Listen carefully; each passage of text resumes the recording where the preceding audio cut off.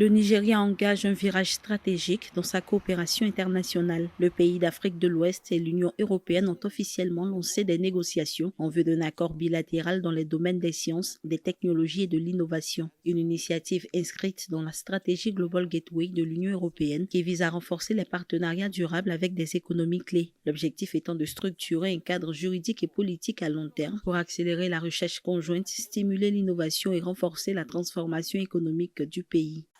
Cette plateforme témoigne de l'engagement du Nigeria à faire de l'éducation un moteur d'excellence en matière de recherche, d'innovation et de la croissance économique. Classé parmi les économies d'Afrique avec un PIB estimé à plus de 470 milliards de dollars, le Nigeria cherche à diversifier une croissance encore largement dépendante des hydrocarbures qui représentent près de 80% de ses recettes d'exportation. La science et la technologie sont désormais identifiées comme des leviers prioritaires de compétitivité. Les chiffres témoignent déjà d'une coopération active. 55 projets impliquant des entités nigérianes ont bénéficié d'environ 21,6 millions de dollars de financement. Par ailleurs, 12 projets sont en cours dans le cadre du Programme mondial de santé EDC TP3, représentant près de 80 millions de dollars d'investissement avec la participation de 15 organisations nigérianes.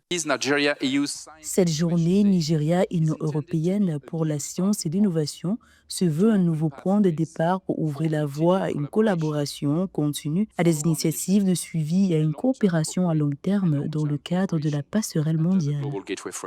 Pour l'Union européenne, l'enjeu est tout aussi majeur, avec plus de 220 millions d'habitants et l'un des écosystèmes technologiques les plus dynamiques du continent, notamment à Lagos, souvent qualifié de Silicon Lagoon. Le Nigeria représente un partenaire clé pour répondre aux défis globaux, changement climatique, sécurité alimentaire, inclusion numérique et résilience sanitaire. L'accord prévoit la mise en place d'un comité conjoint de coopération scientifique et technique, ainsi qu'un plan d'action opérationnel dès la signature du cadre définitif attendu d'ici fin 2026 ou début 2027.